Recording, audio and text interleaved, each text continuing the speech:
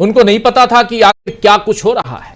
क्या सारी गलती विपक्षी खेमे से हुई है? मान ले कि क्रॉस वोटिंग हुई तो भी उन लोगों को अमान्य कैसे किया जा सकता है? क्रॉस वोटिंग कर दी। मैं विपक्षी साइड से हूं और मुझे लेकिन राधाकृष्णन जी पसंद है, सीपी राधाकृष्णन जी पसंद है। मैंने अपनी वरीयता प्राथमिकता में उनका नाम पहले नंबर पर लिख दिया, तो क्या वो जीरो हो जाएगा, अवैध हो जाएगा? ऐसा तो नहीं हो सकता। खैर, किरण रिजिजू साहब इस मसले पर क्या कह रहे हैं? किरण रिजिजू साहब कह रहे हैं इंडी अलायंस, इंडिया को ये लोग इंडी अलायंस कहते हैं, इसलिए उनके बातों को ला रहा हूं मैं। कह रहे हैं इंडी अलायंस के कुछ लोगों ने अंतरात्मा की आवाज पर एनडीए प्रत्याशी को वोट किया है। रिजिजू साहब की बात सुनकर दोस्तों हंसी आती है। सवाल यह है कि उपराष्ट्रपति चुनाव के लिए जब मतदान गुप्त थे तो रिजिजू साहब को कैसे पता कि इंडिया के लोगों ने ही क्रॉस वोटिंग की? क्या ऐसा नहीं हो सकता कि यहां भी चुनाव आयोग ने कोई गड़बड़ी की हो? यह सारे संदेह और सवाल विपक्ष की तरफ से उठ रहे हैं दोस्तों। हालांकि संविधान पर यकीन रखने वाला विपक्ष अब सीपी राधाकृष्णन को बधाई दे चुका है और उम्मीद जताई है कि वो पार्टी लाइन से ऊपर उठकर काम करेंगे। मगर जिस तरह पांचजन्य, जो आरएसएस का मुखपत्र है, आरएसएस का मुखपत्र पांचजन्य ने और वो अपनी पत्रिका यानी पांचजन को पढ़ते हुए सीपी राधाकृष्णन की खबर खुद पांचजन ने अपने सोशल मीडिया हैंडल से दी है, उससे संकेत मिल रहे हैं कि आगे क्या होगा इस देश का। खैर, जहां तक बात निष्पक्ष चुनाव की है तो इस मसले पर अब ढेर सारे सवाल पूरे देश में उठ रहे हैं। आज इधर दिल्ली में देश भर के सभी राज्यों के मुख्य निर्वाचन अधिकारी यानी सीईओ के साथ चुनाव आयोग ने लंबी बैठक की है और यह बताया जा रहा है कि बिहार के बाद अब अक्टूबर से पूरे देश में एसआईआर शुरू हो सकता है।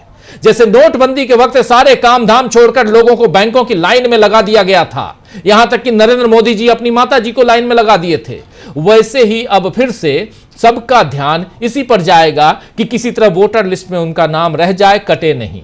जिन कामों को बीते 75 बरस से करते रहने में कोई बिना बात हंगामा नहीं हुआ, किसी तरह का हंगामा नहीं, आपको वोटर आईडी कार्ड बनवाना बनवा लीजिए, अनवरत सब कुछ जारी है, कोई अव्यवस्था नहीं हुई, वो सब अब हो रहे हैं। अब अव्यवस्था भी है, हंगामा भी है, जबकि तकनीकी तौर पर इतनी चीजें जा चुकी हैं कि काम आसान हो सकता है, काम आसान किया जा सकता है दोस्तों। फिर भी लोगों को उलझा कर रखा जा रहा है ताकि जरूरी सवालों को पूछने का वक्त ही न मिले। गनीमत है कि कांग्रेस अब भी उन सवालों पर लोगों को बार बार ला रही है। आज गुजरात में थे मल्लिकार्जुन खड़गे और मल्लिकार्जुन खड़गे ने कांग्रेस के कार्यकर्ताओं से क्या कुछ कहा है, जरा सुन लीजिए। जो महात्मा गांधी जी ने देश की आजादी के लिए किया, वो बहुत बड़ा देन पूरे देश के लिए है, यह हमको सोचना होगा। महात्मा गांधी जी एक और सबको इकट्ठा करने वाले हैं। जूनागढ़ से लेकर हैदराबाद स्टेट तक जो आजादी के वक्त वो ये चाहते थे पाकिस्तान ज्वाइन होना, यही इसी धरती पे जूनागढ़ से लेकर मैं जिस जगह से आता हूं हैदराबाद एरिया, ये लोग पाकिस्तान ज्वाइन होना चाहते थे। लेकिन वल्लभ भाई पटेल, पंडित जवाहरलाल नेहरू जी ने मिलके सारे देश के जितने भी छोटे मोटे रजवाड़े थे 565 या कुछ टोटल, उनको एक बनाया। वो महापुरुष भी इसी गुजरात का है। जो आजादी दिलाया वो भी गुजरात का ही है। जो एक किया सबको वो भी गुजरात का है। ये दो महत्व व्यक्ति हमारे कांग्रेस में पैदा हो गए, लेकिन आपने दूसरे दो दिए हमको। अरे क्यों हंस रहे, अभी मैं कुछ बोला ही नहीं। लेकिन दूसरे आप दो दिए। जो आजादी गांधी जी ने हमको दिलाई, वो आजादी के खिलाफ और स्वतंत्रता के खिलाफ, संविधान के खिलाफ काम कर रहे हैं या नहीं? वो भी कहां के हैं? वो भी गुजरात की है। और एक है दूसरा आदमी, सब कुछ मुझे ही होना, होम मिनिस्ट्री मुझे ही होना, फाइनेंस मिनिस्ट्री में से मुझे ही होना, कोऑपरेशन मिनिस्टर्स में मुझे ही होना, सब कुछ लॉ एंड ऑर्डर मुझे कंट्रोल में होना, यहां तक अगर चांस मिला तो आर्मी भी मेरे कंट्रोल में होना। बोलने वाला व्यक्ति, संविधान को ध्वंस करने वाला व्यक्ति और लोकतंत्र को खत्म करने वाले लोग भी, वो दो लोग भी यहीं के हैं। इनके खिलाफ आपको लड़ना है, उसूलों के खिलाफ, व्यक्ति के खिलाफ नहीं।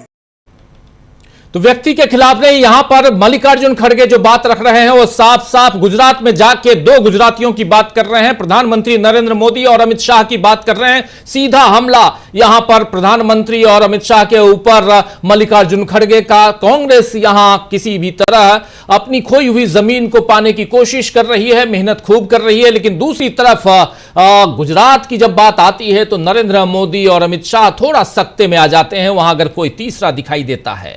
लेकिन तीसरी तरफ अगर देखा जाए तो बात संविधान की भी हो रही है। जिस संविधान को बदलने की कोशिश बरसों से बीजेपी कर रही है, उसकी ताकत को आज सुप्रीम कोर्ट ने नए सिरे से रेखांकित कर दिया है। दोस्तों, आप जानते हैं कि इन दिनों सुप्रीम कोर्ट में 5 जजों की संविधान पीठ राष्ट्रपति और राज्यपालों की संवैधानिक शक्ति और खासकर राष्ट्रपति द्रौपदी मुर्मू द्वारा विधेयकों पर स्वीकृति देने की शक्ति से संबंधित 14 प्रश्नों पर सुनवाई कर रही है। और इसी दौरान चीफ जस्टिस BR गवई ने पड़ोसी मुल्कों के हालात का जिक्र किया और कहा है कि हमें अपने संविधान पर गर्व है। देखिए कि हमारे पड़ोसी देशों में क्या हो रहा है, नेपाल में भी हम यही देख रहे हैं। चीफ जस्टिस की इस टिप्पणी पर 5 जजों की संवैधानिक पीठ के एक जज जस्टिस विक्रम नाथ ने कहा, हां, बांग्लादेश में भी यही हो रहा है।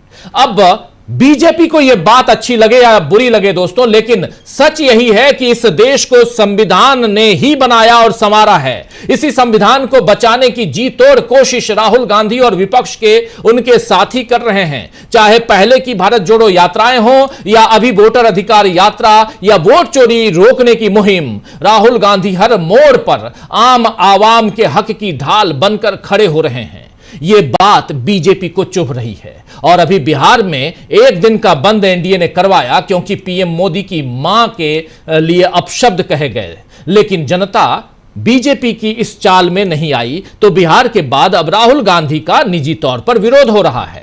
आज राहुल गांधी रायबरेली पहुंचे तो वहां उनके काफिले को रोका गया। राहुल गांधी वापस जाओ की तख्तियां दिखाई गईं, लेकिन राहुल गांधी ऐसे हमलों से विचलित नहीं होते हैं। राहुल गांधी ने साफ कह दिया कि जिसने वोट चोरी की है उसे गद्दी छोड़ना ही होगा, और यह नारा अब पूरे देश में चल रहा है। तो एक तरफ संविधान की ताकत, दूसरी तरफ वोट चोर गद्दी छोड़, और यह नारा भी बुलंद इसलिए हो रहा है क्योंकि संविधान की ताकत है। और तीसरी तरफ संवैधानिक पीठ, 5 जजों की संवैधानिक पीठ जो बात कहे, जो जिस मसले पर चर्चा कर रही है वो मामला है राष्ट्रपति और राज्यपालों के अधिकारों का, अधिकार क्षेत्र का।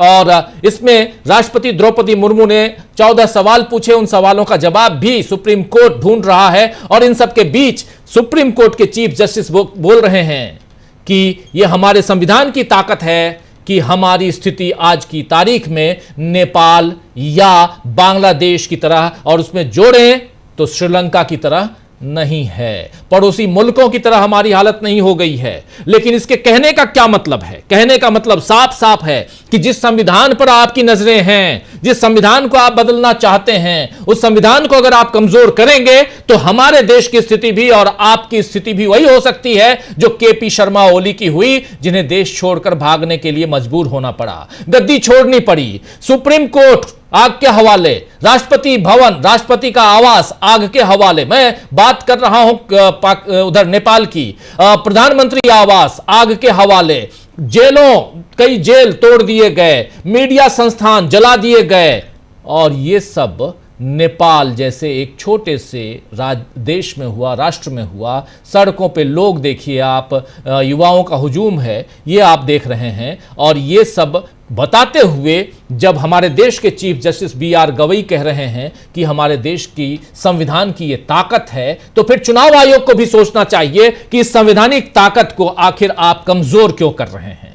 चुनाव आयोग इस ताकत को कमजोर कैसे कर रहा है, उसका नमूना आपने कल के उपराष्ट्रपति के चुनाव में भी देखा, उसका नमूना आप SIR में भी देख रहे हैं। और उसके साथ साथ उधर राहुल गांधी, इधर मल्लिकार्जुन खड़गे, तेजस्वी यादव, अखिलेश यादव, तमाम नेता सड़कों पे यही बात तो कह रहे हैं कि संविधान के साथ मत खेलिए।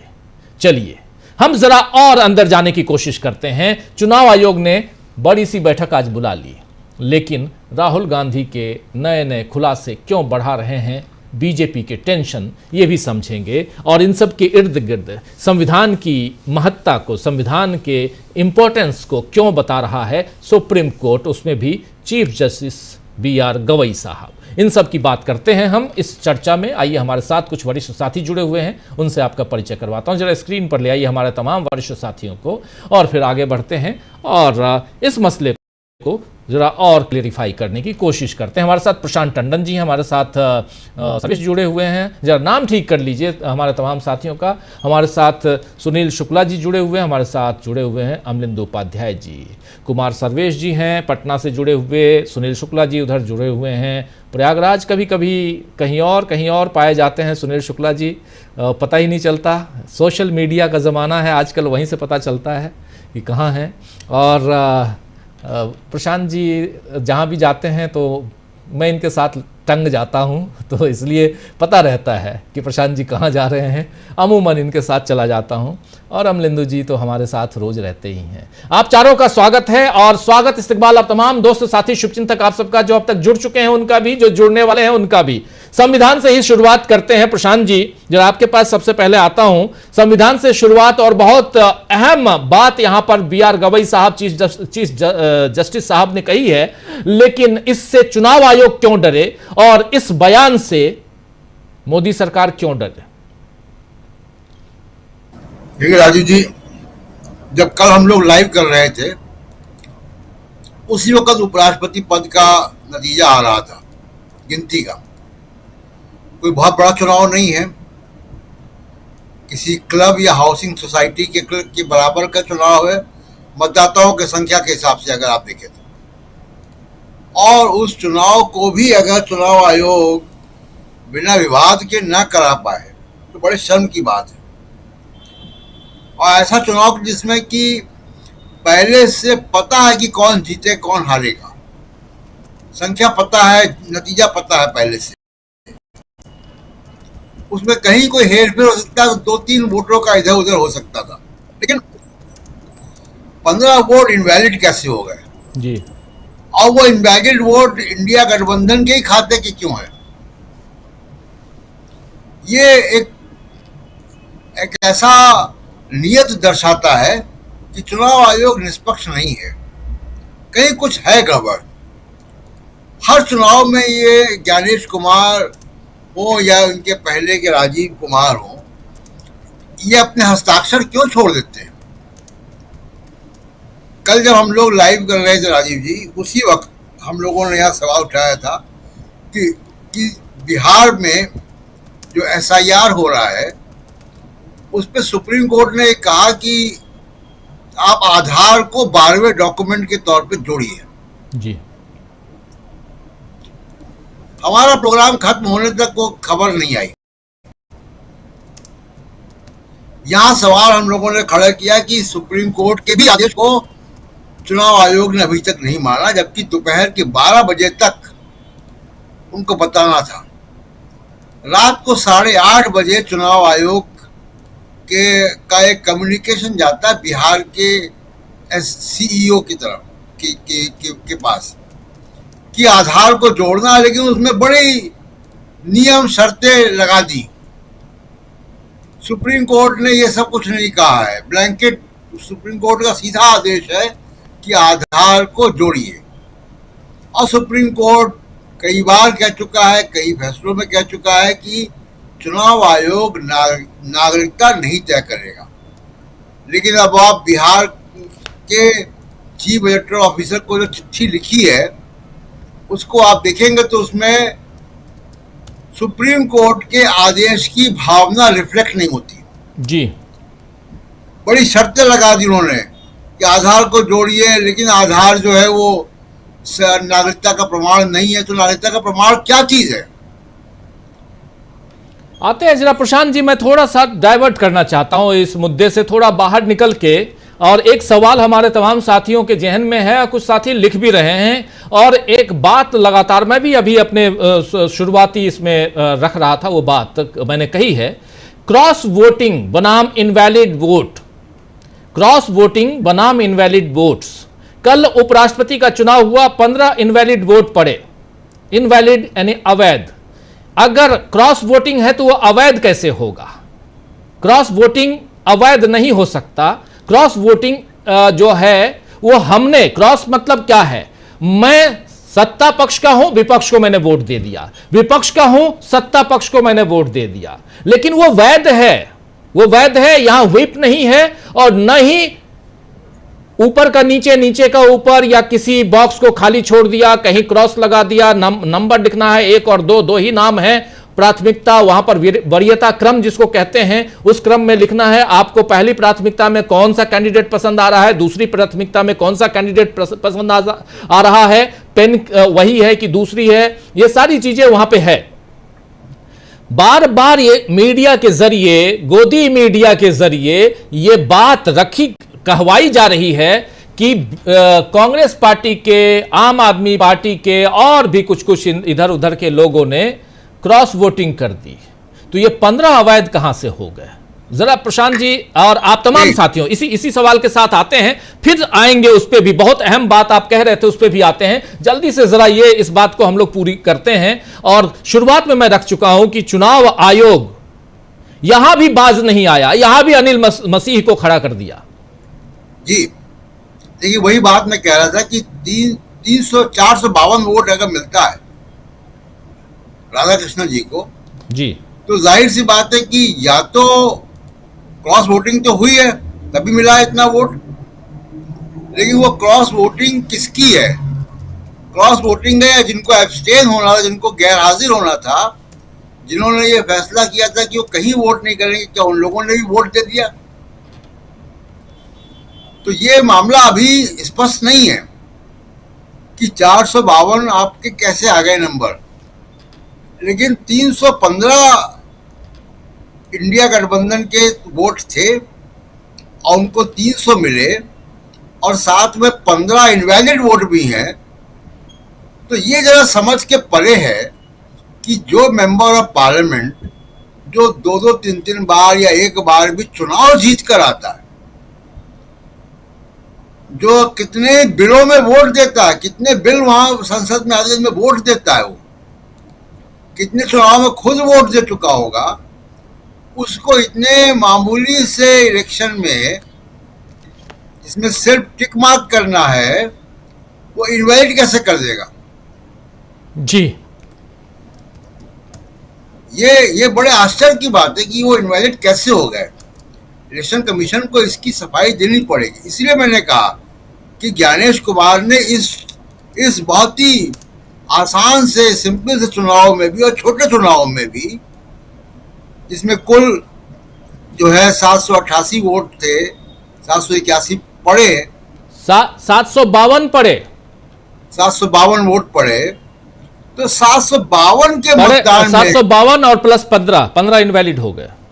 767 767 मतलब 770 वोट के अंतर पड़े अगर, तो इतना छोटा चुनाव भी बिना अपने हस्ताक्षर किए वो नहीं कर सकते थे। ये बड़े आश्चर्य की बात है। और नेपाल में जो चीफ जस्टिस ने कहा है वो बहुत ही चिंताजनक है, भारत के लिए चिंताजनक है। और नेपाल सेकेंड राउंड पे आएंगे तो इस पे बात करेंगे कि चीफ जस्टिस ने ये अलार्म बेल क्यों बजाई है। बिल्कुल बिल्कुल, आप बहुत सही कह रहे हैं। जरा आना चाहता हूं सुनील शुक्ला जी, जल्दी से इस मसले पे, कल के उपराष्ट्रपति चुनाव और उसमें ये क्रॉस वोटिंग का खेल, क्रॉस वोटिंग बताया जा रहा है, क्या किसी चीज को छिपाने के लिए? आखिर 15 वोट हो गए कैंसिल, इनवैलिड, 315 थे इधर इंडिया गठबंधन के, 315 में से 300 वोट आ गए, 15 वोट हो गए इनवैलिड, उधर 452 चले गए, 427 उनके साथ थे, बाकी जो थे मतलब एनडीए के साथ, बाकी ऐसे न इधर न उधर वाले वो चले गए उनके साथ, एनडीए के साथ चले गए। इसमें फिर क्रॉस वोटिंग कहां है? एक आध इधर उधर हो गया हो। नहीं, धन्यवाद राजीव जी। सवाल क्रॉस वोटिंग का नहीं है, ये तो पूरे के पूरे पॉलिटिकल नैरेटिव को बदलने की कोशिश है जी। आप याद कीजिए, जब प्रतिभा पाटिल जी का चुनाव हो रहा था, प्रतिभा पाटिल के चुनाव में शिवसेना यूपीए की सदस्य नहीं थी, उसकी पार्टनर नहीं थी वो, लेकिन महाराष्ट्र अस्मिता के नाम पर एनडीए के साथ होने के बावजूद उसने प्रतिभा पाटिल जी को वोट दिया और प्रतिभा पाटिल राष्ट्रपति बनी। भारतीय जनता पार्टी या एनडीए की यह सरकार जिन दलों के सहयोग से अपनी संसदीय जिम्मेदारियों कई कानून पास कराए या संसदीय कार्रवाई में उनको सहयोग मिलता रहा, वो दल भी इस चुनाव में भारतीय जनता पार्टी के साथ नहीं खड़े हुए। बीजेडी सहयोग करता रहा है एनडीए का, भारतीय जनता पार्टी का संसद में, वीआरएस सपोर्ट करती रही है इस सरकार की, मोदी सरकार की, और ये दोनों के दोनों दल इस चुनाव में भारतीय एनडीए के उम्मीदवार के साथ नहीं है। अकाली दल जो भारतीय जनता पार्टी की सरकार में, मोदी सरकार में शामिल था पिछली सरकार में जी, उसकी एकमात्र सदस्य ने भी भारतीय जनता पार्टी का साथ नहीं दिया। नहीं, विमर्श तो यह है कि वो दल जो भारतीय जनता पार्टी के सहयोगी रहे हैं, सहयोग करते हैं, सहयोग करते रहे हैं, उन दलों को भी भारतीय जनता पार्टी अपने उम्मीदवार के पक्ष में मतदान करने के लिए नहीं तैयार कर पाई। इंडिया दल समूह ने तो अपनी एकता का प्रदर्शन किया। इंडिया दल समूह की तरफ से तो कोई इस तरह की बात हुई नहीं। जो उनके 315 की उनकी बात हो रही है, 315 लोगों ने मतदान किया, 15 आप अवैध बता रहे हैं। वो 15 अवैध, अगर आप उन 15 को आप ये बता दें किसको उन्होंने मतदान किया था या किसके पक्ष में आपको दिखाई पड़ता है मतदान करते हुए, हो सकता है कि 2 निशान लगा, आप उनके कारण भी नहीं बता रहे हैं कि उन्होंने 2 निशान लगा दिए, टिक का निशान लगा रहा था उन्होंने क्रॉस का निशान लगा दिया, जहां निशान लगाना था उसके बजाय उन्होंने नाम पर निशान। ये कुछ कारण होते हैं जिनकी वजह से आप अवैध करते हैं, उसको वो कारण बता देना चाहिए। तो यह स्पष्ट हो जाएगा कि आखिर वो जो 15 के 15 मत हैं वो किसके अवैध हुए। तो ये क्रॉस वोटिंग की चर्चा केवल इसलिए भारतीय जनता पार्टी से आपके लोग कर रहे हैं कि वो इस विमर्श को आपको बदलना चाहते हैं कि भारतीय जनता पार्टी अपने उन दलों को भी अपने साथ नहीं रख पाई जिनके सहयोग से वह राजनीति करती रही। आखिर बीआरएस का सपोर्ट क्यों नहीं मिला एनडीए को। दूसरी चीज, भारतीय जनता पार्टी ने बड़ी कोशिश की कि तमिल अस्मिता के नाम पर उसको तमिलनाडु के राजनीतिक दलों का सहयोग मिल जाएगा, कोई दल तैयार नहीं हुआ। डीएमके नहीं तैयार हुआ, एआईडीएमके नहीं तैयार हुआ, दक्षिण के अधिकांश राजनीतिक दल जो एनडीए में नहीं है वो भारतीय जनता पार्टी के साथ आने के लिए तैयार नहीं हुए जी। तो जो माहौल बनाने की कोशिश की गई वो तो माहौल बन नहीं पाया, सवाल इस बात। दूसरी चीज, धनखड़ साहब जिस प्रचंड बहुमत से जीते थे वो आप हासिल नहीं कर पाए। आप भले कहिए कि हम भारतीय जनता पार्टी के पास 240 की इकाई नंबर है, बाकी राजनीतिक दल तो हैं। संसद में तो 782 टोटल जो कोलिजियम है जिनको मतदान करना था, इतने 781 थे, 781 आप कितने लोगों का मत प्राप्त कर पाए। तो विमर्श यह है, राजनीतिक जो डिस्कोर्स है वही है कि सत्तारूढ़ दल अपने तमाम प्रयासों के बावजूद इन दलों का समर्थन हासिल नहीं कर पाया। भारतीय जनता पार्टी के साथ खड़े राजनीतिक दल दिखाई नहीं पड़े। निश्चित रूप से इंडिया दल समूह के साथ नहीं, इंडिया दल समूह के साथ कभी सहयोगी नहीं रहे, लेकिन इंडिया दल समूह के खिलाफ खड़े होते उन्हें दिखाई पड़ना चाहते थे। वह विपक्ष के उम्मीदवार के खिलाफ खड़े होकर के भारतीय जनता पार्टी के नजदीक होते हुए नहीं दिखना चाहते थे, ये उन्होंने दूरी बनाई। तो ये तो राजनीतिक, ये तो कम से कम एनडीए की विफलता है, ये तो राजनीतिक विमर्श है। इस विमर्श को कमजोर करने की कोशिश है जी। और सही बात है कि निर्वाचन आयोग को कम से कम इतना छोटा सा चुनाव, 1000 से भी कम मतदाता, ये तो बहुत ही समान तरीके से आप मतदान कर सकते थे। जब मैं ऑडियो वीडियो देख रहा था रिजल्ट अनाउंसमेंट का, रिजल्ट अनाउंसमेंट के अपने तरीके होते हैं। आप बताते हैं किसको कितना वोट मिला, पहले नंबर पर कौन है, दूसरे नंबर पर कौन है, कितने लोग मतदान में भाग, पूरा डिटेल करते हुए आप रिजल्ट घोषित करते हैं। मोदी साहब को कितनी जल्दी थी रिजल्ट डिक्लेयर करने की, कुछ मैंने आप क्या बताना चाहते हैं। इसीलिए ये चिंता पैदा होती है कि अगर आप संवैधानिक संस्थाओं को काम करने नहीं देंगे या संवैधानिक संस्थाएं इतने दबाव में काम करेंगी तो फिर इस देश के लोग किसके पर विश्वास करेंगे। क्या करें वो? एक तो सबसे बड़ा सवाल ये भी है कि उपराष्ट्रपति के चुनाव की जरूरत क्यों पड़ी? राजनीतिक विमर्श देश में भी चल रहा है, इसे कैसे मोड़ लेंगे आप कि अचानक अपना कार्यकाल पूरा करने के पहले उपराष्ट्रपति को इस्तीफा क्यों देना पड़ा? आज तक के राजनीतिक विमर्श खत्म हुआ है क्या? इस विमर्श को कैसे कमजोर कर सकते हैं? तो जो पूरा राजनीतिक विमर्श है उसको डाइल्यूट करने की कोशिश की जा रही है, यह क्रॉस वोटिंग के नाम पर। क्रॉस वोटिंग किसकी हुई है भाई? क्रॉस वोटिंग किसकी हुई है तो पता तो चला, आप स्पष्ट तो कीजिए। अब इंडिया दल समूह तो कह रहा है कि भाई हमारे 315 वोट पड़े हैं, 315 बताइए 15 वोट किनके आपने अवैध किए हैं? सवाल इस बात का है। और इसीलिए जो राहुल गांधी ने बात कही आज रायबरेली में, वो महत्वपूर्ण हो जाता है कि वोट चोर गद्दी छोड़ का जो नारा है वो पूरे देश में फैलता चला जा रहा है और वह इसको साबित करेगी। अगर चुनाव में पारदर्शिता नहीं आएगी, चुनावों में हो रहे राजनीति को आप डाइवर्ट करने की कोशिश करेंगे तो निश्चित रूप से लोगों के मन में संदेह पैदा होगा। विपक्ष के द्वारा, राहुल गांधी के द्वारा चुनावों को लेकर के जो आशंकाएं व्यक्त की जा रही हैं, उन आशंकाओं को दूर करने की जिम्मेदारी निर्वाचन आयोग की है और इसकी मांग भारतीय जनता पार्टी को भी करनी चाहिए।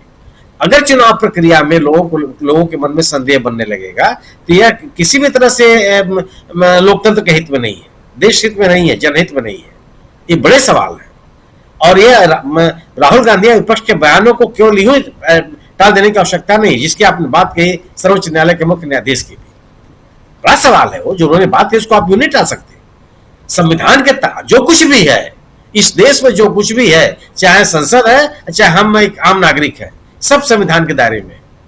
हमको जो अधिकार मिले हुए हैं संविधान से मिले हुए हैं, संसद को भी जो अधिकार मिले हुए हैं संविधान से मिले हुए हैं। इसको तो स्वीकार करना पड़ेगा और अगर आप इसको स्वीकार नहीं करना पड़ेंगे तो निश्चित रूप से जो मुख्य न्यायाधीश से बात की है उसको सोचना पड़ेगा सब। बिल्कुल आप सही कह रहे हैं कि मुख्य न्यायाधीश बी.आर. गवई साहब ने जो बात आज कही है कि संविधान हमको अपने संविधान पर गर्व है और नहीं तो हमारे देश की हालत हमारे पड़ोसी देशों की तरह, जो पड़ोसी देशों में, पड़ोसी मुल्कों में जो कुछ हो रहा है वैसा हो जाएगा। यानी कहीं ना कहीं वो सचेत भी कर रहे हैं, उस पर भी जाएंगे। जैसे प्रशांत टंडन जी शुरुआत में उनके पास में आया था इसी सवाल के साथ और वो रख भी रहे थे अपनी बात, आगे भी रखेंगे, हम आगे भी इस पर बात करेंगे। एक महत्वपूर्ण बात, कल के उपराष्ट्रपति चुनाव के बाद जब रिजल्ट की घोषणा हुई तो रिजल्ट की घोषणा अमूमन इस ढंग से नहीं की जाती है। सुनील शुक्ला जी बिल्कुल सही कह रहे थे। उसमें कौन कौन से प्रत्याशी रहे, कितने मतदाता हुए, इन मतदाताओं में से कितने प्रतिशत ने वोट दिए और उसके बाद उसमें से कितने वैलिड रहे मतपत्र, उसके बाद फिर किसको कितना मिला। और यहां पर तो सीधा 452 घोषणा, विपक्ष को कितना मिला ये पहले बताया ही नहीं, हिंदी में बताया जा रहा है। तो दूसरा जो उनकी अधिकारी जो हैं, जो असिस्टेंट हैं, वो फुसफुसा रही हैं। ये सब कुछ आप लोगों ने कल देख लिया। लेकिन बात तीसरी यहां आ रही है जो कल से आज तक नैरेटिव सेट करने की कोशिश हो रही है कि इंडिया गठबंधन के कई सांसदों ने क्रॉस वोटिंग किया। चलिए जब बता दीजिए किसने किया। इंडिया गठबंधन में आम आदमी पार्टी नहीं है। आम आदमी पार्टी की स्वाति मालीवाल तो करेंगी क्रॉस वोटिंग, इसमें कोई दो राय नहीं है, करेंगी। एक दो और लोगों ने कर दिया होगा। लेकिन इंडिया गठबंधन का साथ देने के लिए 3 सांसद आ गए थे सामने। चलिए 3 मान लिया, सर्वेश जी आपके पास आता हूं। 3 सांसद मान लिया। 3 सांसद कौन? हनुमान बेनीवाल, चंद्रशेखर, तीसरे हो गए असदुद्दीन ओवैसी, चौथा और आ जाइए पप्पू यादव जो हैं इधर। हो गए 4 इधर आ गए, 4 चले गए इधर से। मान लिया 4 लोगों ने क्रॉस वोटिंग कर दी। इंजीनियर रशीद वो भी आए थे सुरक्षा घेरों में, जम्मू कश्मीर।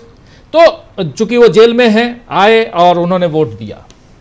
लेकिन 3, 4, 5 जो एक्स्ट्रा वोट मिलने थे इंडिया गठबंधन को वो नहीं मिले। तो इसका मतलब साफ साफ है कि इन्होंने अगर यहां से 1-2 लोगों ने वोट किया भी है तो वो भरपाई इधर से हो गई जिन्होंने खुले तौर पे कह दिया। असदुद्दीन ओवैसी ने खुल के कहा कि मैं इंडिया गठबंधन के साथ हूं, विपक्षी उम्मीदवार के साथ हूं। पप्पू यादव साथ में है, ये पता है। हनुमान बेनीवाल आ गए साथ में, चंद्रशेखर आजाद साथ में आ गए, ये सब साथ में आ गए। अब इसके बाद उधर से वो लोग जैसे YSRCP जगनमोहन रेड्डी साहब, पूरा का पूरा कुनबा उधर चला गया, जाएगा। जो समर्थन कर रहा है लेकिन एनडीए का हिस्सा नहीं है, वैसे दलों के सांसद भी उधर थे। मगर सवाल यह उठता है सर्वेश जी कि 15 इनवैलिड वोट्स जो हैं वो विपक्ष के ही कैसे आए?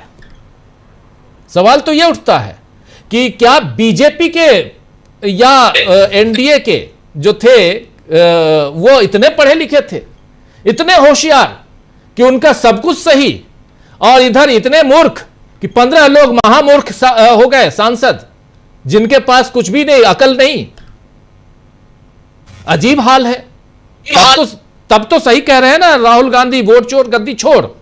और सुप्रीम कोर्ट ने देख लिया अनिल मसीह नाम का एक प्राणी जो आज प्रमोटेड है, जिसको जेल की सलाखों में होना चाहिए था, वो वहां चंडीगढ़ में काउंसलर बना बैठा हुआ है। इसलिए यहां शक की सुई जो है बार बार उस दिशा में जाती है जहां से ये नारे गूंज रहे हैं।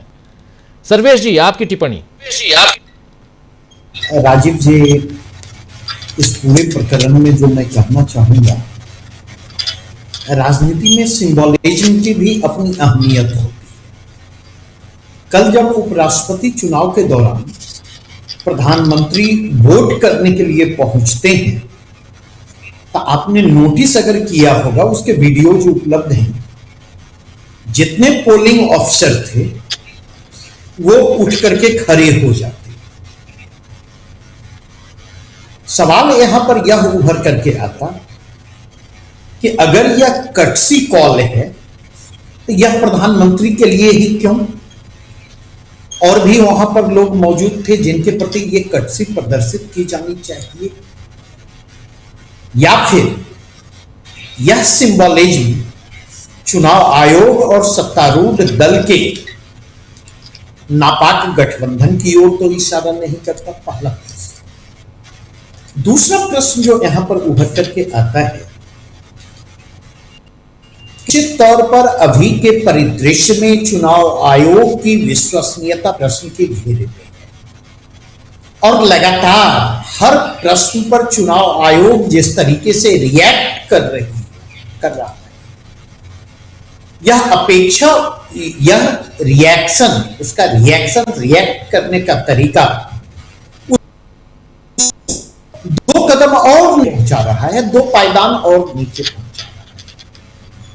ऐसी स्थिति में आवश्यकता इस बात की थी, मैं कह सकता हूं कि अगर चुनाव आयुक्त की जगह पर मैं होता तो मुझे यह पहले से अनुमान इस बात का होता कि जिन 15 वोटों को मैं इनवैलिड घोषित कर रहा हूं काउंटिंग के दौरान, उन 15 वोटों को लेकर सवाल उठेंगे और इसलिए चुनाव परिणाम की घोषणा करते हुए वे वोट इनवैलिड क्यों घोषित किए गए हैं, इनका मैं खुलासा करता और इनवैलिड घोषित किए जाने के अपने निर्णय को जस्टिफाई करने की कोशिश करता। लेकिन ना तो चुनाव आयोग के द्वारा इस संदर्भ में कारण बतलाए गए, ट्रांसपेरेंसी शो की गई, और यहां जब प्रश्न उठ रहे हैं, इस चुनाव आयोग के साथ एक बड़ी समस्या जो मैं महसूस कर रहा हूं, कोई भी प्रश्न अगर उठ रहे हैं तो उस प्रश्न को शायद आयोग, क्योंकि हर जगह आयोग गलत ही हो कोई जरूरी नहीं है, लेकिन अगर आप साइलेंट रहते हो, अगर आप पर अटैक तेज हो रहा है, टाइमली आप रिस्पॉन्ड नहीं करते हो, तो डाउट गहराएगा, और डाउट अगर गहराएगा तो वह आपकी क्रेडिबिलिटी को हिट करेगा, आपकी क्रेडिबिलिटी जो है उसमें कम होती चली जाएगी। तो अगर इस कंटेक्स्ट में देखें तो निश्चित तौर पर चुनाव आयोग की विश्वसनीयता इस प्रकरण में और गिरी है जी, और चुनाव आयोग की चुप्पी उस पर लगने वाले आरोपों को कहीं पुष्ट करती हुई दिखाई पड़ती। यहां पर एक रेफरेंस मैं देना चाहूंगा, जी जल्दी प्लीज। वोट चोर गद्दी छोड़ का जो नारा है, ठीक है, उसके रैशनल्स की ओर मैं नहीं जाऊंगा, लेकिन ये नारा आप देखेंगे नेपाल तक पहुंच चुका है, ओली चोर गद्दी छोड़, ठीक है। और इस नारे का इंपैक्ट भी नेपाल के परिदृश्य में हमें देखने को मिल रहा है। और दूसरी एक और बात कहना चाहूंगा मैं कि आप गौर करेंगे राजीव जी कि नेपाल में केवल पॉलिटिकल एस्टेब्लिशमेंट पर अटैक नहीं हो रहे, मीडिया हाउसेज पर भी अटैक हुए हैं, नेपाल में जुडिशियरी पर भी अटैक हुए हैं, ब्यूरोक्रेट्स पर भी अटैक हुए हैं, पॉलिटिशियन इन पावर पर भी अटैक हुए हैं, और जो पावर में नहीं है उन पर भी अटैक हुए। तो यह कहीं ना कहीं जो है वह भविष्य के खतरों की ओर इशारा करता है। और भविष्य के खतरे या नेपाल की घटना कोई अलहदा घटना नहीं है। दुनिया के विभिन्न हिस्सों में अगर आप देखें तो जन असंतोष बढ़ रहे हैं, और जन असंतोष को भुनाने की कोशिश एक्सटर्नल पावर के द्वारा की जा रही है। तो सुप्रीम कोर्ट ने जो कहा, मुझे लगता है आपने बार बार जिसका जिक्र किया वो एक पहलू है, लेकिन सुप्रीम कोर्ट का ऐसा कहना गोदी मीडिया चैनल को एक नैरेटिव प्रदान करता है, जो कल से यह नैरेटिव सेट करने में लगी है कि कहीं न कहीं नेपाल की घटना से विपक्षी दल खुश हो रहे हैं, उन्हें लग रहा है कि भारत में भी ऐसा हो सकता है, ऐसा किया जा सकता है, और इसके माध्यम से विरोधी दलों पर लगातार अटैक करने की कोशिश की जा रही है। तो ये जो है उपराष्ट्रपति चुनाव के दौरान भाजपा परसेप्शन की लड़ाई लड़ रही है, चीजों को अपने हाथ से फिसलती हुई देखकर परसेप्शन की लड़ाई लड़ती हुई वह अपने एडवांटेज को सुनिश्चित करना चाह रही है। लेकिन उसका दुर्भाग्य यह है कि उसकी हर कोशिश के साथ कहीं न कहीं उसकी कमियां सामने आती हैं, उसके कंट्राडिक्शंस सामने आते हैं, और यह उनकी मुश्किलों को आने वाले समय में बढ़ाएगा। जी बिल्कुल बिल्कुल, आप सही कह रहे हैं। लेकिन अमलेंदु उपाध्याय जी, जरा ये बताइए कि क्या यहां पर क्रॉस वोटिंग का जो चैप्टर खोला गया है उससे सत्ता पक्ष को कोई बेनिफिट है, उससे विपक्ष को और खासकर इंडिया गठबंधन को जो यहाँ पॉलिटिकल नैरेटिव है उसमें कहीं डाउन करने की जो कोशिश है वो यहाँ उसमें सफलता मिलते हुए दिखाई देती है क्या? देखिए राजीव जी, मुझे नहीं लगता कि इससे कोई सफलता मिलती हुई दिखाई देती है, लेकिन हाँ थोड़ा सा ध्यान भटकाने की कोशिश निश्चित तौर पर हो सकती है। और ये भी हो सकता है कि ये जो जिसको गोदी मीडिया आप लोग सब कह रहे हैं, तो ये गोदी मीडिया मोदी जी के खिलाफ ही षड्यंत्र रचा हो। बताइए, इतनी भयंकर जीत हुई है उनके प्रत्याशी की, सीपी राधाकृष्णन की, और यहाँ जो चलाया जा रहा है कि साहब क्रॉस वोटिंग हो गई, जबकि इंडिया गठबंधन के जो है वोट पूरे के पूरे।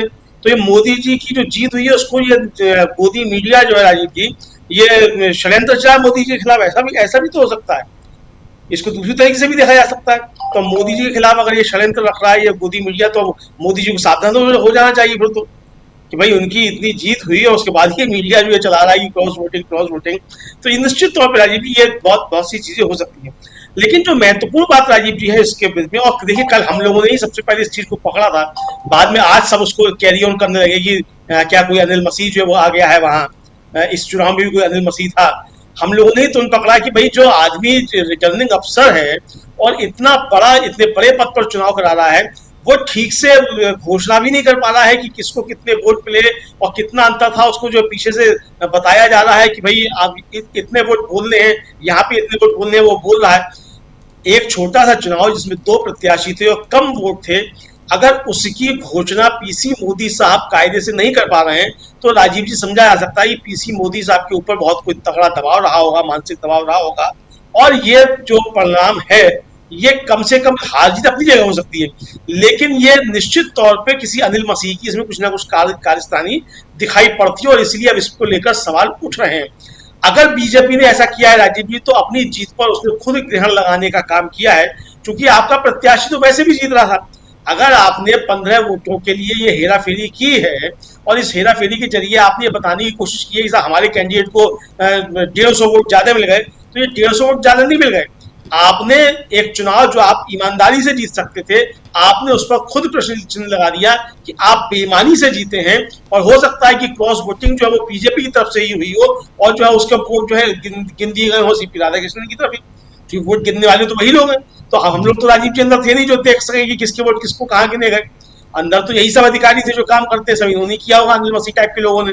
तो पता नहीं क्या हुआ क्या नहीं हुआ। अभी मसला सुप्रीम कोर्ट पहुंचे और सुप्रीम कोर्ट फिर बुला के जो है वहां की जो है निकलवाए एक सीसीटीवी फुटेज और बैलेट पेपर मंगवाए और फिर वहां करे गिनती। जिस तरीके से हुआ चंडीगढ़ के मेयर के चुनाव का हुआ या पानीपत का जो सरपंच का था, ईवीएम मशीनें सुप्रीम कोर्ट में मंगवा ली गई। अगर ऐसा भी कुछ होता है कि उपराष्ट्रपति चुनाव की मंगवा ली जाए तो भी दूध का दूध पानी का पानी हो सकता है। तो हो सकता है राजीव जी मोदी जी चाहते हो या भारतीय जनता पार्टी चाहती हो कि इनकी भी जो है सीसीटीवी फुटेज और ये बैलेट पेपर जो है जाए सुप्रीम कोर्ट में और वहां सुप्रीम कोर्ट में फिर इनकी गिनती फिर से हो। तो इसलिए कुछ किया गया हो। बहरहाल जो भी किया गया हो, लेकिन ये लोकतंत्र के लिए अच्छा नहीं है। और ठीक ऐसे समय में राजीव जी ये किया गया जब मालूम था कि नेपाल में इस तरह की चीजें हो रही हैं और अगर हमारे सीजीआई इसकी तरफ राजीव जी ध्यान खींच रहे हैं तो निश्चित तौर पर चिंताएं हैं, सिस्टम के अंदर से भी चिंताएं हैं। लेकिन भारत में चूंकि सिस्टम राजीव जी अभी भी थोड़ा सा काम कर जाता है कभी कभी, और सेफ्टी वाल्व हमारे सिस्टम के लिए ठीक ठीक काम कर लेते हैं समय आने पे। अब देखिए सुप्रीम कोर्ट वैसे कुछ भी करता रहे, लेकिन जब कोई ऐसी परिस्थिति बनती है तो थोड़ा सा वो जो अपना कुकर की सीटी है वो थोड़ी सी खोल देता है, चलो भाई थोड़ी सी हवा निकले। तो बांग्लादेश और नेपाल और श्रीलंका जो है नहीं बनने पाए, तो सुप्रीम कोर्ट थोड़ा सा काम कर देता है। तो लेकिन आखिर कब तक जो सुप्रीम कोर्ट जो है ये कुकर की सीटी बजाता रहेगा राजीव जी, ये भी तो समस्या है ना। पानी कभी तो खत्म हो जाएगा कुकर के अंदर। तो अब सरकार की जिम्मेदारी है और सत्तारूढ़ दल की जिम्मेदारी है कि कुकर के अंदर पानी खत्म ना होने पाए और ऐसी नौबत ना आए कि सीटी की अगर हवा निकाली भी जाए तो सीटी निकलने के बजाय कुकर फट जाए, तो कुकर फटने की नौबत ना आने पाए। तो ये ध्यान देना है भारतीय जनता पार्टी को और सत्ता में बैठे हुए लोगों को राजीव। जी बिल्कुल बिल्कुल, कुकर की सीटी की आप बात कर रहे हैं और इसका सीधा है कि एक अलार्म है। प्रशांत टंडन जी, इस अलार्म को समझने की ज़रूरत है। और देखिए पड़ोसी मुल्कों को लेकर हमारे देश में अब भले जैसा सर्वेश जी कह रहे थे कि अपने देश में जो खासकर मीडिया का एक धड़ा ये बताने की कोशिश कर रहा है कि नेपाल में जो हुआ उससे विपक्षी दल खुश इसलिए हैं कि ऐसा यहाँ भी हो सकता है। लेकिन जब अलार्म की बात आ रही है और सुप्रीम कोर्ट कह रहा है, चीफ जस्टिस ऑफ इंडिया कह रहे हैं कि हमको अपने संविधान पे गर्व है, बिल्कुल गर्व है, गर्व होना चाहिए। लेकिन एक अलार्म भी तो है कि इसके साथ अगर आप छेड़छाड़ किए तो फिर वो स्थिति हो सकती है जो स्थिति हुई है पड़ोसी मुल्कों की।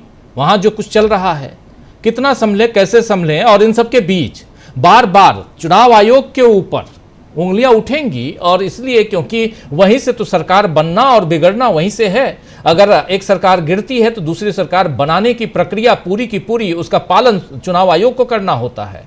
नई सरकार बनाने, उसके गठन करने का काम जो है चुनाव आयोग को, क्योंकि वोटिंग की प्रक्रिया पूरी उसके थ्रू होती है, मतदान की प्रक्रिया।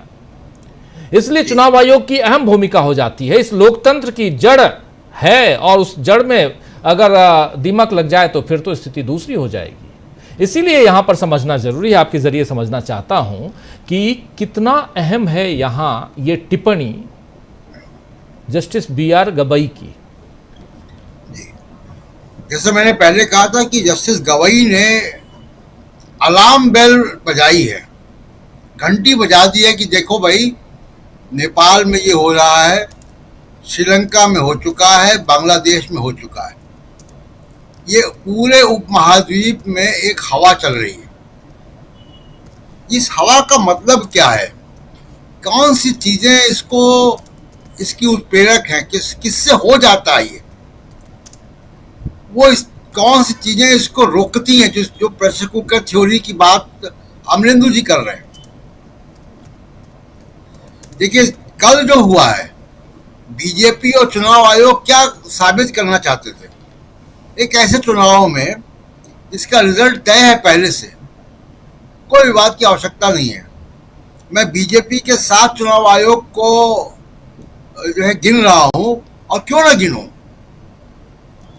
आप देखिए चुनाव आयोग ज्ञानेश कुमार या उसके पहले राजीव कुमार किस तरीके से विपक्ष से उलझते थे और आज भी उलझ रहे हैं। किस तरीके से सुप्रीम कोर्ट के आदेश को कितनी शर्तों के साथ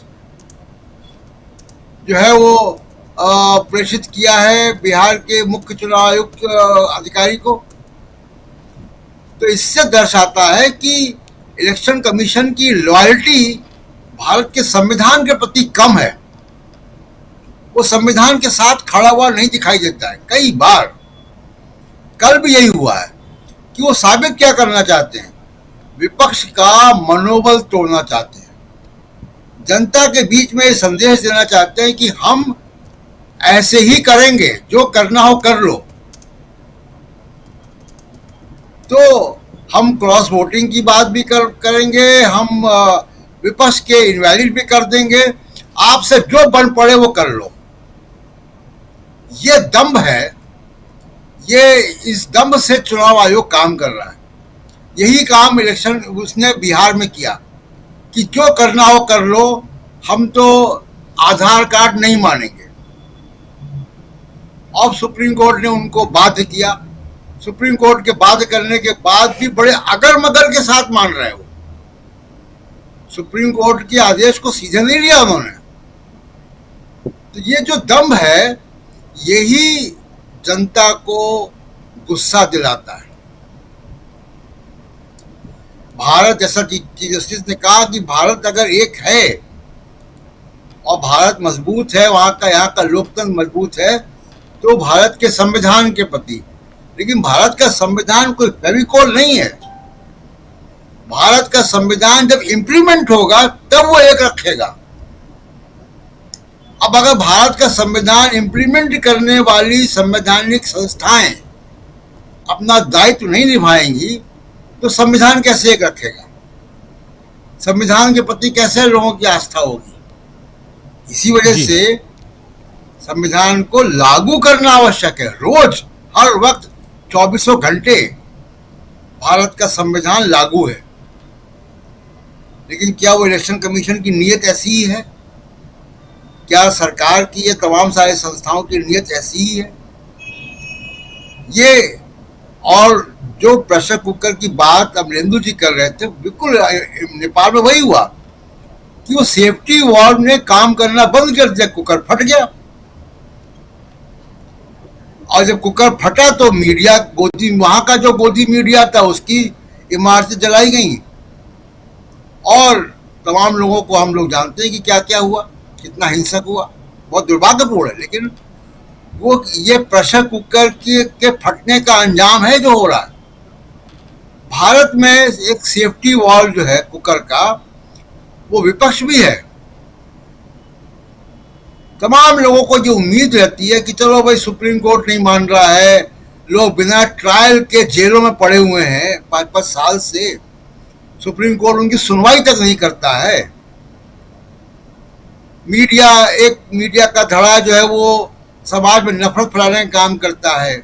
चुनाव आयोग बेईमानी पे उतारू है, पुलिस ऐसा करती है, ईडी सीबीआई सिर्फ विपक्ष के लोगों के यहाँ छापे मारता है। बड़ी सारी नाउमीदियां हैं। पेपर लीक होते हैं, पेपर लीक का मामला उठाने छात्र जाते हैं तो पुलिस लाठियां मारती है। नौकरियां हैं नहीं, बेरोजगारी है, महंगाई बढ़ रही है, तमाम सारे नाउमीदी है हमारे समाज में। लेकिन एक उम्मीद जगती है कि विपक्ष अपना काम कर रहा है, विपक्ष मुद्दों को उठा रहा है। एक डिजिटल मीडिया है जो वो भी सेफ्टी वॉल्व है, वो मीडिया को उठा रहा है। तो तमाम लोगों की भावनाएं थोड़ा सा राहत महसूस करती कि चलो भाई लोकतंत्र है, और लोकतंत्र में मीडिया का एक हिस्सा, डिजिटल मीडिया और विपक्ष हमारी बात सुन रहा है। बिल्कुल, इस वजह से यहाँ का प्रेशर कुकर नहीं फटता है। बिल्कुल सही कह रहे हैं आप। अगर भारत नेपाल की तरह नहीं हो पा रहा है, उसका बड़ा कारण भारत का विपक्ष है, जो एक ब्लॉटिंग पेपर की तरह काम कर रहा है, डिसेंट के, जो सूखते की तरह काम कर रहा है। वरना यहाँ की सरकार, यहाँ की पुलिस सरकारों के साथ, छात्रों के साथ, शिक्षकों के साथ, पत्रकारों के साथ क्या क्या करती रही हम सब जानते हैं। तो इसलिए सुप्रीम कोर्ट के चीफ जस्टिस ने जो अलार्म बजाया है वो सुनना चाहिए चुनाव आयोग को भी और संवैधानिक संस्थाओं में बैठे हुए लोगों को भी, जी इस प्रेशर कुकर को न फटने दें। जी बिल्कुल आप सही कह रहे हैं। सुनील शुक्ला जी, क्या यहां पर संविधान की बात जो चीफ जस्टिस ऑफ इंडिया ने कही है, लेकिन दूसरी तरफ पड़ोसी देशों से, वहां के हालात से हमें क्यों डरना चाहिए? यहाँ हमें से मतलब सत्ता पक्ष को, सत्ता पक्ष, इसके लिए मैं कह रहा हूँ भारत को क्यों डरना चाहिए। मैं उन संबंधों की बात नहीं कर रहा हूँ, बात कर रहा हूँ जो कुछ हो रहा है वहाँ पे, क्या अपने यहाँ भी ये संभव है? क्यों यहाँ कहा जा रहा है कि विपक्ष जो है वो उस वैसा देखकर काफ़ी खुश हो रहा है कि यहाँ भी वैसा हो सकता है। आज एक सत्ता पक्ष के साहब हैं, सांसद हैं, उन्होंने ट्वीट कर सोशल मीडिया पर बहुत जल्दी हम लगाम कसने वाले हैं, ऐसा ट्वीट किया उन्होंने। तो ये एक धमकाने का अंदाज अभी से क्यों शुरू हो गया है? क्या सचमुच अंदर खाने वो डर पैदा हो गया है सत्ता पक्ष का? अगर इस तरह का डर है तो कम से कम उस तरह के कदम नहीं उठाए जाने चाहिए जिसके परिणाम हमारे आपके सामने हैं। सर्वोच्च न्यायालय के मुख्य न्यायाधीश ने कहा कि हमें अपने संविधान पे गर्व है।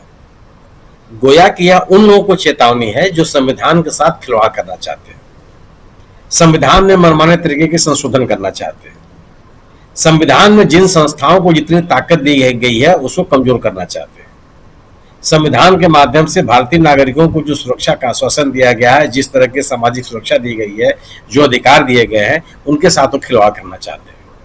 संविधान इसीलिए भारत का, वहां पे अमेरिका, नेपाल में संविधान नहीं है। नेपाल ने तो अपने 2015 में एक नया संविधान स्वीकार किया, लेकिन ओली साहब ने क्या उस संविधान के साथ साथ क्या क्या किया है? कितने तरह के संशोधन उन्होंने कर दिए। जो जिस जन आंदोलन के बाद राजशाही खत्म हुई, लोकतंत्र आया, इन राजनीतिक नेताओं ने, दलों ने जो आश्वासन दिए थे नेपाल के नागरिकों को, उसके प्रति वो कितने वचनबद्ध दिखाई पड़े? कौन सी प्रतिबद्धता उनको दिखाई पड़ी? विपक्ष, लोकतंत्र में अगर आप विपक्ष खत्म हो जाएगा, जिसकी बात कर रहे हैं प्रशांत जी, तो फिर लोगों की बात करने वाला कौन होगा?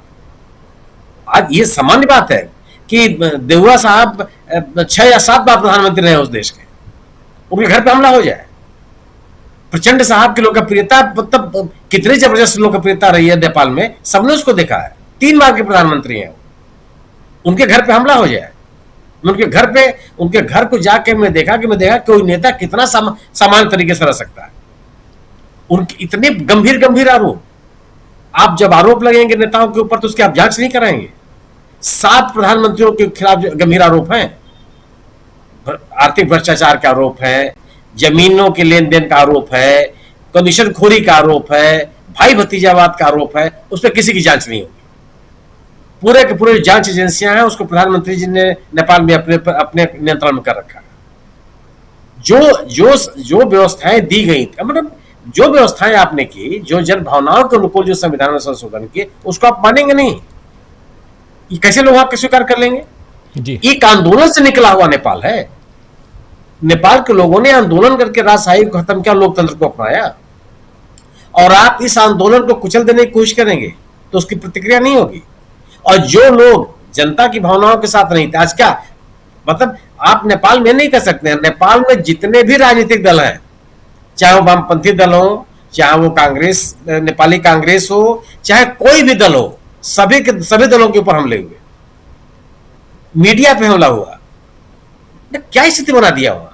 हालांकि सही है कि इस तरह के हमलों से आंदोलन कमजोर होता है। मैं निजी तौर पर, अगर आप अपने आंदोलन को एक अच्छी परिणति में ले जाना चाहते हैं तो आंदोलन अहिंसक होना चाहिए।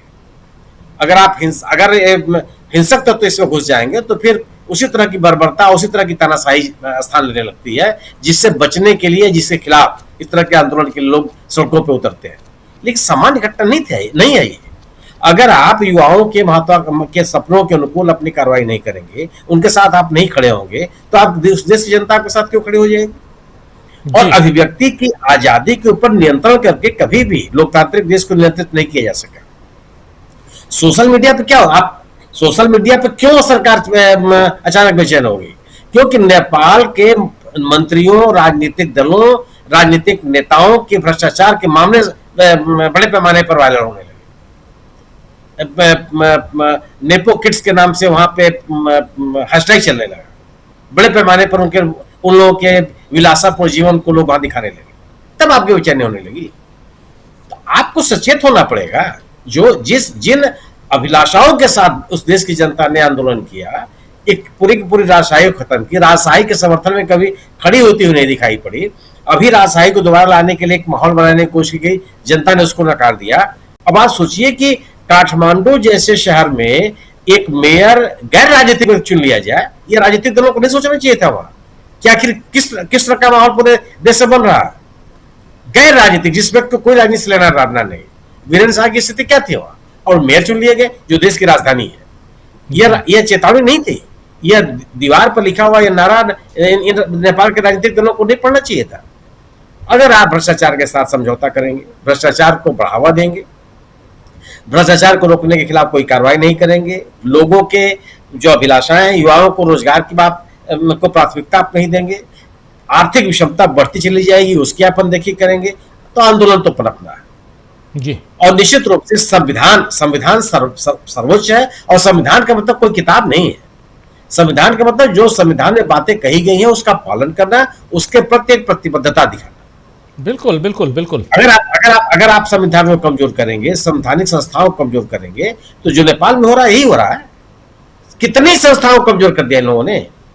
जो जांच एजेंसियां हैं उसको पूरा नियंत्रण कर रखा था ओली साहब ने, कि जो सब कुछ प्रधानमंत्री के नियंत्रण में हो। जी कैसे जी। चलेगा? किसी देश का नागरिक कैसे स्वीकार कर लेंगे? जिस किसी भी देश जो बांग्लादेश से इन लोगों को सीख नहीं लेनी चाहिए थी। बांग्लादेश में चुनाव को लेकर के लोगों के मन में संदेह पैदा हुआ, राजनीतिक दलों ने वहां चुनाव में भागीदारी नहीं की। यह बाकायदे सबके लिए संकेत था। और नेपाल में यह अचानक नहीं घटना घट गई। नेपाल में बाकायदे इस तरह की जो एक जनजार की स्थिति थी, मैंने उल्लेख आपको किया कि काठमांडू के मेयर का चुनाव एक बहुत बड़ा निर्णय था जी। और आप सोचिए कि जिस उस समय गृह मंत्री थे, जिनको अभी जेल से छुड़ाया गया है, रवि नाम से, क्या नाम का कुछ नाम मैं बोल रहा हूं, जिनको छुड़ाया गया, उन्होंने भ्रष्टाचार का आरोप लगाए थे।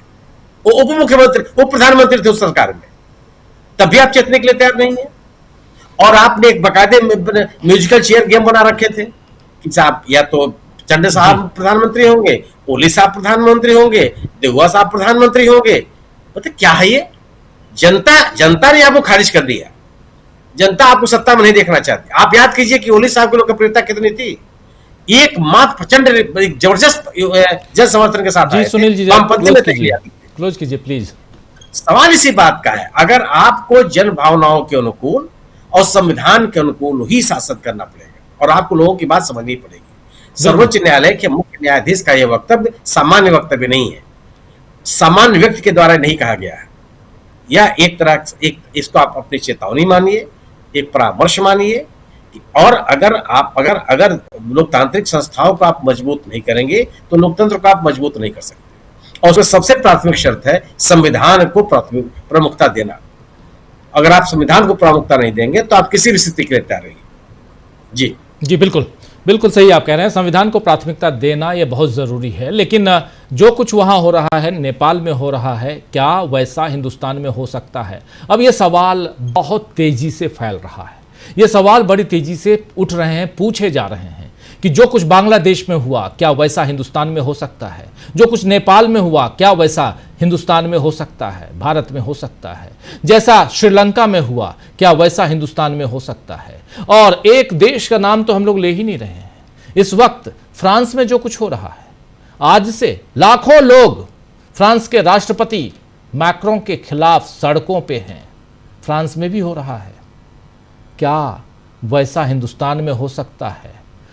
ऐसा नहीं हो सकता। नेपाल में तो ऐसा इसलिए हो रहा है क्योंकि कांग्रेस ने ऐसा करवाया है। और ये मैं नहीं कह रहा हूं, ये हमारे साथी कुमार सर्वेश जी बैठे हुए हैं पटना में, और पटना में कह रहे हैं बिहार के उप मुख्यमंत्री सम्राट चौधरी जी कि नेपाल में आज की तारीख में जो कुछ हुआ वो कांग्रेस के कारण हो रहा है, क्योंकि कांग्रेस अगर नेपाल को भारत से मिला देती तो ये हालत ही नहीं होती, वहां पे मोदी जी का राज रहता, कुछ नहीं होता। क्या सर्वेश जी? बहुत बढ़िया था जी। With due respect, supreme court की टिप्पणी से थोड़ा सा मैं डिफर करना चाहूंगा जी। अगर आप थोड़ा सा पास्ट में जाएं तो 1987 में देखें चुनाव आयोग की क्या भूमिका रही जम्मू कश्मीर के चुनाव में, और कश्मीर में कितनी बड़ी कीमत उसकी हमें चुकानी पड़ी। बाबा साहब अंबेडकर ने कहा है संविधान अच्छा या बुरा नहीं होता, संविधान किन लोगों के हाथों में है और संविधान की मूल भावनाओं का कितना प्रभावी तरीके से क्रियान्वयन हो रहा है, अल्टीमेटली यह अहम है। नंबर 1। नंबर 2 मैं कहना चाहूंगा बांग्लादेश के प्रकरण में जाएं, बांग्लादेश के इलेक्शन कमीशन के रोल को देखें। 2008 में शेख हसीना सत्ता में आती, उसके बाद जितने चुनाव हुए बांग्लादेश में नेशनल असेंबली के, उन चुनावों में आप जाकर के देखें इलेक्शन कमीशन का क्या रोल रहा, और अल्टीमेटली इलेक्शन कमीशन के उस रोल ने बांग्लादेश को आज कहां पहुंचा दिया। और जब इन दोनों के सापेक्ष भारत में इलेक्शन कमीशन की भूमिका को हम देखें तो यह कहीं ना कहीं खतरे की दिशा में संकेत देती है। नंबर 1। नंबर 2, 2011 में भारत में भी ऐसी परिस्थितियां उत्पन्न हुई थी जब इंडिया अगेंस्ट करप्शन मूवमेंट चल रहा है। एकदम ऐसी ही परिस्थिति थी, लेकिन वहां पर एक ऐसी पार्टी सरकार में थी जिसने इंगेज करने की कोशिश की आंदोलनकारियों को, और थोड़ी सी भी वहां पर चूक होती तो क्या परिदृश्य होता, क्योंकि उस परिदृश्य में उस समय हम लोग दिल्ली में थे और बहुत करीब से इस स्थिति को देख रहे थे। समस्या आज जहां पर है, इलेक्शन कमीशन के रोल को देखें, विथ ड्यू रेस्पेक्ट कहना चाहूंगा सुप्रीम कोर्ट की भूमिका को देखें, ऑब्जर्वेशन सुप्रीम कोर्ट के क्या होते और मोस्ट ऑफ द केस में जजमेंट क्या होती। ऑब्जर्वेशन से आपको लगेगा ऑपोजिशन को खुश करने की कोशिश हो रही है, जजमेंट अगर आप देखेंगे तो वो सरकार के फेवर में शिफ्ट करता दिखाई पड़ता है। तीसरी चीज, संवैधानिक संस्थाओं को जिस तरीके से पिछले मोर देन 1 डिकेड के दौरान वीकेन करने की भारत में कोशिश की गई। नंबर 4, जिस तरह से राइट्स और फ्रीडम को सप्रेस करने का प्रयास किया जा रहा है। क्या आप इमेजिन कर सकते हैं कि सुप्रीम कोर्ट बार बार कहती है जेल नहीं बेल, और क्या आप इमेजिन कर सकते हैं कि मोर देन 20 टाइम्स ऐसे कई मामले हैं जिनमें बेल के पिटीशन पर विचार को टाला जाता है। 4-4 साल 5-5 साल से जी बेल के पिटीशन जो है डेट पर डेट उनके लिए मिलते जा रहे हैं। तो क्या आपको नहीं लगता ये तमाम चीजें खतरे की ओर इशारा करते? बिल्कुल। हाँ, यह जरूर है कि 2 चीजें भारत में थोड़ी सी अलग है। जितनी मजबूती के साथ ऑपोजिशन उभरा है और जिस तरीके से समाज उस हिस्से को जो सरकार से असंतुष्ट है उसके आवाज को वह अभिव्यक्ति दे रहा है, वह सेंस ऑफ एश्योरेंस के रूप में सामने आता है। वह इस ओर इशारा करता है कि विपक्ष और विपक्ष का नेतृत्व जो है जनता की लड़ाई को मजबूती से लड़ने के प्रति प्रतिबद्ध है। यह आशा है कि नेपाल की स्थिति भारत में दोहराई नहीं जाएगी या बांग्लादेश की स्थिति भारत में नहीं पैदा होगी। और दूसरी बात, सोशल मीडिया ने जो एक स्पेस क्रिएट किया है, सेफ्टी वॉल का जो काम किया है, लेकिन हमेशा हम इस बात को ध्यान रखें कि जिस तरह से हर आंदोलन को डिफेम करने की कोशिश की जाती है के बजाय और उनके करने जाए, यह अप्रोच अगर जारी रहा तो उस स्थिति में परेशानियां तो बढ़ेंगी। जी बिल्कुल बिल्कुल बिल्कुल। आपका वीडियो भी डाउन हो रहा है। जल्दी से अमलेंदु जी क्लोजिंग कमेंट के लिए आपके पास आना चाहता हूं। और सबसे बड़ी चीज यहां पर साफ साफ दिखाई दे रही है कि सुप्रीम कोर्ट आगाह कर रहा है। गर्व है हमको संविधान पे, लेकिन फिर भी चलिए आदेश निर्देश ये सब आदेश दे देकर सुप्रीम कोर्ट ने देख लिया। चुनाव आयोग को आदेश दिया, ऑर्डर किया सुप्रीम कोर्ट ने कि आधार को आप वहां लागू कीजिए, लेकिन उसके बाद फाइनली 12वें नंबर पे आप इसको लेके आइए। ये कहने के बाद भी आप देखिए कि वहां पर चुनाव आयोग कर क्या रहा है बिहार में। तो चुनाव आयोग अपनी मनमानी कर रहा है, ये साफ दिखाई दे रहा है। लेकिन दूसरी चीज जो कुकर की सीटी की बात आप कर रहे थे, सेफ्टी वॉल्व की आप बात कर रहे थे, ये तो है जो प्रशांत टंडन जी जिस बात को और आगे बढ़ा रहे थे, यही तो है हिंदुस्तान में। और नेपाल में तो इस जेन जी का जो सड़कों पे प्रोटेस्ट हुआ, वो उस प्रोटेस्ट को गवर्न करने वाला, उस प्रोटेस्ट को लीड करने वाला कोई नहीं था। यहाँ तो लीड करने वाले लोग हैं, पूरा विपक्ष है और बहुत मजबूत है। अमलेंदु जी बहुत मजबूत है कि ये बात सत्ता पक्ष को समझ में नहीं आ रही होगी। देखिए राजीव जी, इसीलिए अब हम लोगों ने कहा कि यहाँ सेफ्टी वॉल्व है जी, सेफ्टी वॉल्व यहाँ जो है मतलब काम करता है। और नेपाल की जो परिस्थितियां हुई वो इसलिए हुई कि विपक्ष भी पंगु हो गया था। यहाँ विपक्ष सड़कों पर दिखाई पड़ता। अगर राजीव जी विपक्ष सड़कों से गायब हो जाएगा यहाँ, तो निश्चित तौर पर बांग्लादेश और नेपाल भारत भी बन जाएगा। लेकिन विपक्ष चूंकि यह सड़कों पर है तो इसलिए यहाँ वो परिस्थितियां पैदा नहीं होंगी। लेकिन भारतीय जनता पार्टी जरूर चाहती है राजीव जी कि भारत में नेपाल जैसी परिस्थितियां बने। चूंकि निशिकांत दुबे का आज जिस तरीके से धमकाने वाला जो पोस्ट है राजीव जी, वो बिल्कुल ठीक उसी तरीके का है जिस तरीके की केपी शर्मा ओली की सरकार ने नेपाल में कार्रवाई की। वहां उन्होंने बंद किया, हालांकि वो कानूनन तौर पर अपनी जगह ठीक थे। यहां भी कानूनन तौर पर निशिकांत दुबे ठीक हो सकते हैं, लेकिन जिस धमकी के अंदाज में बात कर रहे हैं, वो धमकी का अंदाज ये बताता है कि ये भी यहाँ केपी शर्मा ओली बनाना चाहते हैं किसी। तो ये भारतीय जनता पार्टी को अपने लोगों को समझाना होगा। ये तमाम भालू पाल रखे हैं जो चेहरे पे बैठी हुई मक्खी मारने के लिए चेहरा नोच लेते हैं, तो इनको समझाना पड़ेगा कि भाई ये गड़बड़ काम मत करो, देश ठीक रास्ते पे है, उस रास्ते पे रहने दो, इसको नेपाल बनाने की कोशिश मत करो। राजीव जी, अगर भारत में कोई इस तरह की परिस्थितियां बनेंगी कभी भी, तो वो परिस्थितियां भारतीय जनता पार्टी बनाएगी, कोई दूसरा बनाने वाला नहीं है। तो इसलिए ये यहाँ तो वो परिस्थितियां नहीं बन सकती। लेकिन हाँ, नेपाल का बहाना लेकर जिस तरीके से अगर यहाँ आप कोशिश करते हैं कि आप यहाँ अभिव्यक्ति की स्वतंत्रता को कुचलने की कोशिश करें, सुप्रीम कोर्ट बार बार चेतावनी दे रहा है, सुप्रीम कोर्ट आदेश दे रहा है, चुनाव आयोग मान नहीं रहा है, सरकार मान नहीं रही है, तो अगर इस तरह की चीजें बनेंगी और मान लीजिए चुनाव आयोग कल को राजीव जी बिहार में 2 करोड़ लोगों के नाम काट देता है, कह देता है ये तो विदेशी नागरिक हैं, जैसा कि अश्विनी उपाध्याय जो थे भारतीय जनता पार्टी के नेता भी हैं और सुप्रीम कोर्ट के वकील भी हैं, वो पहुंच गए सुप्रीम कोर्ट में और कह दिया कि ये तो सबके रोहिंग्या और बांग्लादेशी हैं।